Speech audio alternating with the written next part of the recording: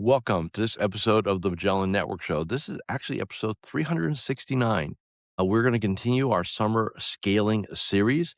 And in this episode, we're going to talk about the number one barrier that advisors have in terms of scaling their business. And it's not what you think it is.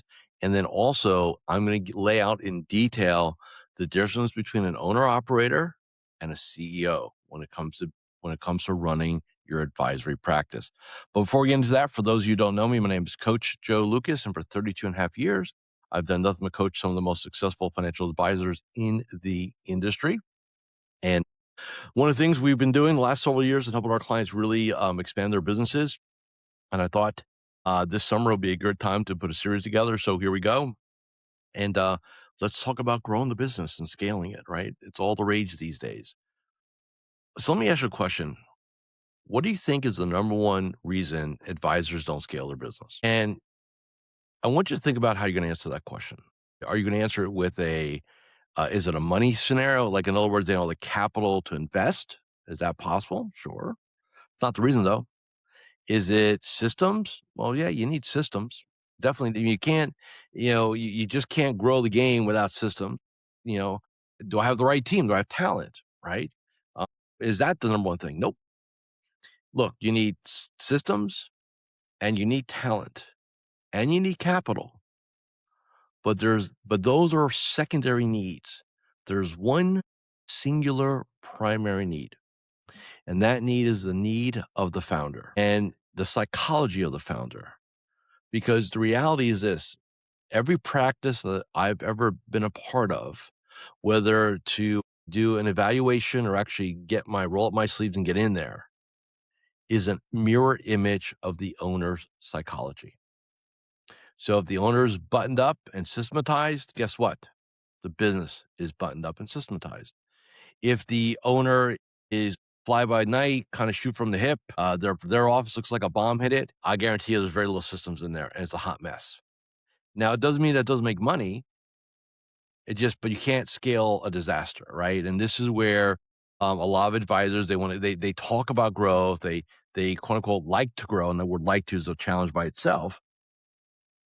But ultimately, what it boils down to, you can buy systems, you can go hire talent, right? What it really boils down to, when I talk to founders, and I like really talk to them, like get in there, peel the onion back, if you will. It's a question of whether they deserve it or not. It's not about their capabilities.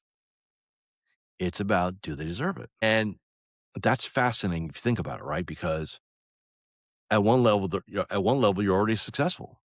If you're doing a half a million, million, whatever the number is for you, right? You're in that sweet spot. You're comfortable. And you sometimes you wonder if you deserve that even, right? It's a weird thing. Like I even go through in my world where, and I'm looking at, it's not about me, but I've had a really good level of success in my career. And I'm very cognizant of, like, this is what I do, right? And yet every once in a while I find myself in this mental conversation with myself, this internal dialogue with myself about whether I deserve what I currently have. Never mind more. And that's where the real work is. Because until you can fundamentally answer the question of, yes, I truly deserve this, and you stack a set of compelling reasons why. Now, I can't tell you what your compelling reasons are going to be. For some people, it's an economic vision of a lifestyle they want. For some, it's a economic vision of contribution, what they're going to be able to do with the additional capital to serve others, support some of their charitable endeavors, if you will. I don't know. I don't know what's going to float your boat, but you better know what it is, right? You need to know. Because if you're going to play this game for 10, 15, even 5 more years, 20 years, and you're in that comfort zone, like I said earlier in previous episodes, it is an extremely, extremely dangerous place to play. Extremely dangerous. Because you get up and you become a bit of a zombie.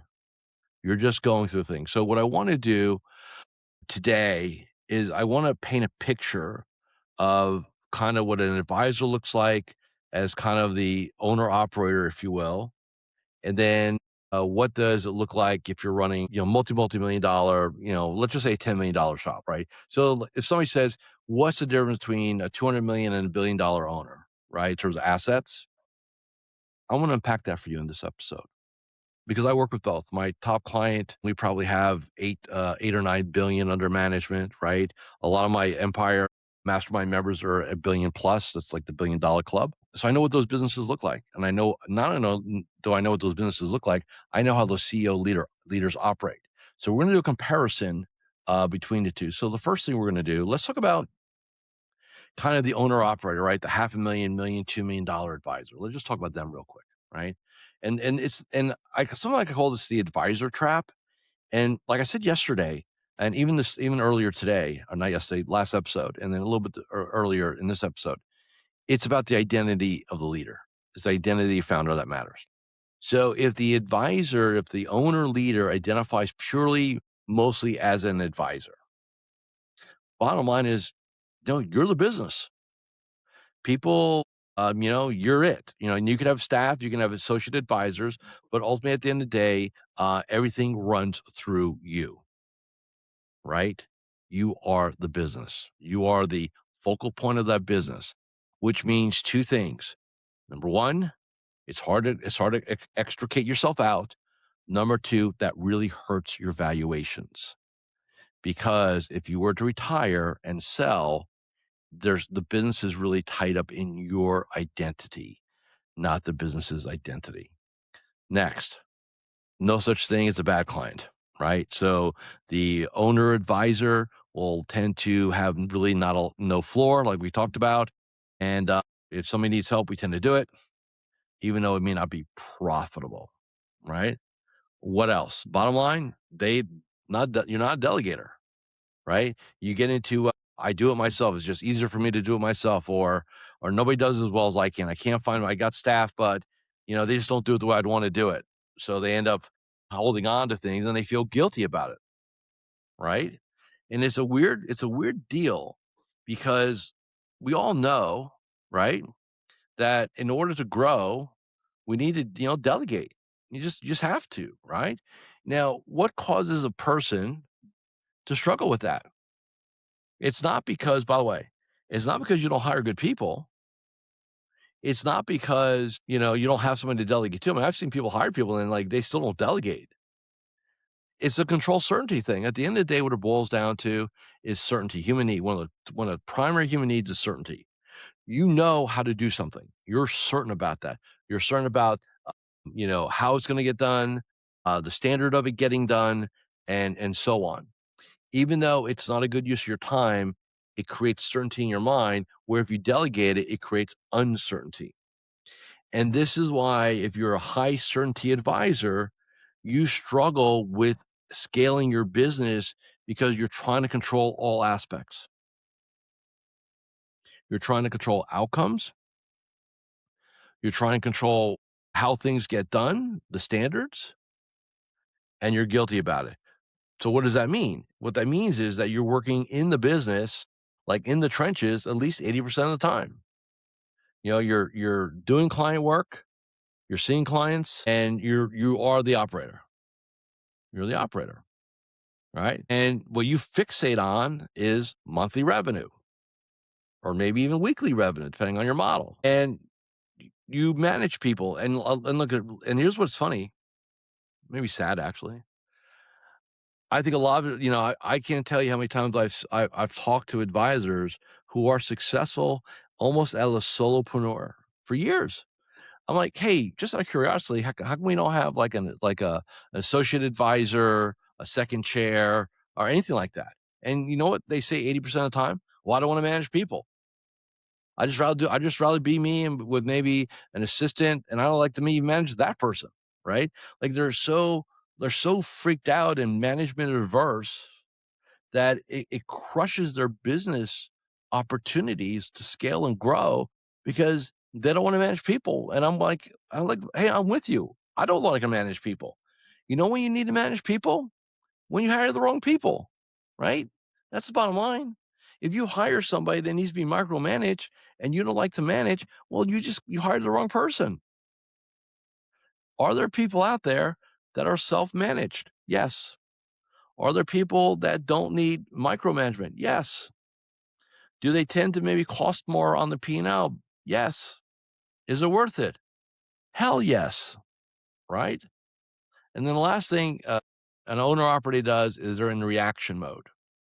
Like, everybody brings the problems to them. Like, the whole team or a team of one, everybody brings the issues to the founder, and the founder's sitting there, solving problems, putting out fires, playing whack-a-mole, whatever you wanna say, how you ever wanna say it, right? So that's, for some of you, I just described your typical day, right? Now, what does a billion-dollar CEO look like? Like, how's that work? So a couple things. Number one, the business runs on systems and people teams. So in other words, they could walk away, and this is this is like the litmus test. Could you take a 30-day sabbatical and your business run? Could you take a month away? And I'm not saying like no contact, but like no real, unless it's a dire emergency. Could you walk away from your business for 30 days, jump on a cruise, go to Antarctica, take a safari in Africa, go see the outback in Australia, whatever floats your boat, or just hang out at home? Could you be gone for 30 days and would the business run? That is one of the big tests. Because if the answer is no, that needs to be a goal, longer term goal, but it needs to be a goal nevertheless, right? That's number one. Number two, we don't dabble in business development.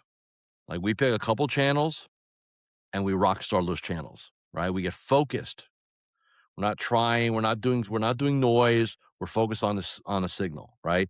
Whether that signal is referrals, whether that signal is COIs, whether that's referrals, whether that signal is practice acquisition, third-party digital marketing, seminar, whatever those one or two things are, we master those things. We are pros at one or two, not amateur at five. All right. Next, we empower our people and we hire people that are self-managed, self-led. We are willing to pay the extra on the salary side to get A players. So I want to talk about this. I think a lot of advisors, they go cheap on their people and they get C plus, B minus players. And then they, excuse my language, they bitch about it. Don't skimp on your people. If you can hire a average person for 75,000 a year and the rock star A player is going to be 100,000 a year, so whatever, a third more on the P&L, they're going to do twice as much work. They're going to at least do 50, 75, 100% more work. That extra 25% of salary, you're going to get that back plus return. That's been our experiences. I can't mandate it, but when my clients, when we're looking at their org chart and we figure out our next chair, the first thing we say is, man, how are we going to put a rock star in that chair? How are we going to put an A player in that chair? Not a B player, not a C player, an A player. And we're going to pay and we're going to invest in that chair. Because if you have anything less than that, you got to hopefully maybe develop them. Maybe that's time, energy, and effort. That means money. And you could have had that a year earlier if you just would have invested the other 20, the extra 25%. And you get a great return. I can't tell you like how many times I see this. It drives me crazy. And why? Go back to what I've talked about previously, because the advisor's lifestyle is literally at the red line of their income. There's no profit to go get the rock star. They got to cheap it. And that hurts. So we only hire A players and we invest in that. Next, we're working on the business. So as a CEO, you're working on the business about 80%, if not 100% of the time. So in other words, we are not doing the advisor's chair. We still may have 25 to 50, and that 50 is a lot. Quite close to 25 clients, we may be first chair on or primary on. So we may have a somewhat of an advisor seat, but it's small. And those 25-ish are going to be more like friends, long-term clients, family friends, if that. And if you're scaling to 5, if you're going to scale to, $2 to $3 billion, $4 billion, you're not gonna have any clients. You can't. You're too busy you were too busy working on the business. Okay. What else about the CEO? It's about profits and enterprise value. That's it. Profits and enterprise value. That's what we focus on. What else do we do as CEO? We lead, coach, and develop our people. So you're head of culture, you're head of performance. When my Empire group gets together, you know what 70 to 80% of the conversations are over 2 days? How do I identify talent? How do I develop talent? How do I retain talent? 3 things: identify, develop, retain. That is the scale game. It's all about your talent. Systems are nice, don't get me wrong, but this is still a people business. Even with AI coming, and I've got a couple clients that are doing, I mean, groundbreaking things in their practice with AI, and I just can't get into the details, because it's confidential. But I've got clients that are, when they break cover on this stuff they're doing, how they're running a practice, it's gonna be transformative in the industry, and I'm watching it occur. I'm riding shotgun on it. But it's still gonna require people. We're not eliminating people, right? We're gonna scale them, but that is the CEO chair. And the last thing is your team solves the problem, you don't. So let me give you a quick strategy on this. How's this kinda look? We were in one of our meetings, I forget, maybe in Park City or Orlando, I can't remember where it was, and, we were talking about, in my Empire group, and we're talking about, one of the members is talking about, how he deals with, his direct reports when they come to him for problems, right? And like, "I got a problem, I got a problem, I got a problem," right? Like we talked about, you don't wanna react to those problems, and so what he does, he has a rule. He says, "If you got a problem and you wanna bring it to me, that's fine. But you better bring me at least one potential solution."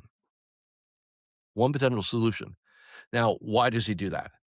Because if you're the CEO and your team comes to you and all you do is fix problems, they don't need to think strategically. They don't need to think in a problem solving manner. They say, I'm just gonna go so and so, and they'll have the answer, right? So that doesn't train people, that doesn't develop people. It holds them back actually. So what he does, and this is just a great strategy, is and I don't care if you're running a $500,000 shop or a $30 million shop, it doesn't matter. Okay, whoever reports directly to you, if they keep coming to you with problems, here's a new rule: don't come to me without a potential solution. And so before you show up and ask me what I think, you better have something that you think. And that makes a big difference. Because see, at the end of the day, if you're not developing your people, if you're not doing those things, it's problematic. It just totally is. And then the other thing I would say about this, your people, again, human capital. You have to communicate the vision. So many leaders kinda, they allow their people to operate in the back, like, like the leader has all the goals and the vision. I said, "Well, have you shared that with your team?" "No, I haven't shared it with the team." I said, "Why not?" "Well, I don't know, it just, it feels weird, like, I don't want them to know how much money we're making and stuff like that." I said, "That's terrible." I said, "That's closed-mindedness. That's what scarcity people do." You wanna paint a vision so compelling that it pulls your people towards you, that it pulls them towards their goals. That's what matters. And that's why, like, whether again, you're just running your own model, you're running like EOS/traction, you have your 10-year goal, your 3-year goal, your 1-year goal, they're your rocks in essence. That's why they're reviewed every week. That's why they're part of your team meetings, right? We don't hide from the vision. We don't hide from the mission. And then you got to codify your core values as an organization. What is your ethos as an organization? How you treat each other, the standard around the client. There's a saying, in the, in football team, I guess now Las Vegas Raiders, even though they've stink recently, commitment to excellence, right? Which is kind of weird because they suck so bad, but commitment to excellence, right? So if we were to take that standard, hey, we're committed as an organization, as a team, as a business to being excellent. What does that mean? Like, what are those core values, right? Because what happens is, and maybe we'll touch upon this in next episode a little bit, is when you develop your core, and a lot of this is again, I'm big believer in EOS/traction. When you come up with your core values as a team, it affects your team's behavior, elevates it, and then that becomes your culture. And that culture is your competitive advantage. I call it the competitive moat, where your whole team is operating under one cohesive unit of culture, of values, right? And that just goes into so many different things in terms of how the clients perceive you, how the marketplace perceives you, and that's what a great CEO does. They are always working on culture. So here's a question I have for you. I gave you both sides, right? I kind of gave you the first one, right, which is what the advisor owner looks like, right? Then I gave you what the CEO looks like in those elements. Now let me ask you, where are you? How do you identify? Are you more on the first set? So are you more the owner operator, right? Or do you see yourself more as a CEO? Because the bottom line is this: it's about identity. And somebody says, well, how do I transcend from owner operator, right? The first tranche, right, to CEO, the second tranche. First off, you have to decide that's what you want, and then you start declaring that you are. Now, when I say that, does that mean overnight you're now this like rock star CEO? No, but I'll tell you this: is if every morning, you say, okay, what do I need? So if you get up in the morning and you do a morning ritual like we teach, our Magellan Power Hour. What's one of the questions? Hey, what must I do today to become more like a CEO? Right? And a lot of it may be I need to delegate, right? I need to do, like, in other words, you start becoming it. You don't just wake up one day and you're it. You just start acting as if. Does that make sense? So, like, for example, if you're looking to get fit and healthy and you're not, you know, are you gonna wake up the next day being fit and healthy? No. But you put on the identity of somebody who's getting fitter every day, who's getting healthier every day, who's becoming more powerful every day. Like, that's how we handle it, right? So, yeah, you're not gonna be CEO tomorrow, but every day, if you're moving towards that identity, you're making strides, large and little, that's what's gonna matter in this game, okay? So that's what I have for you for this episode. Next episode, we're going to talk a little bit more about systems, right, and what you need and what's critical. But before that, just again, I want to say thank you very much for listening or watching this episode of Magellan Network Show. Make sure you're subscribed to us, our YouTube channel, or one of our podcast partners. Like this episode, leave us a review. That really, really helps us. And if you found this valuable, please refer this episode to a colleague in the game. And for more information, MagellanNetwork.net. That's our home on the internet. See you all again next week.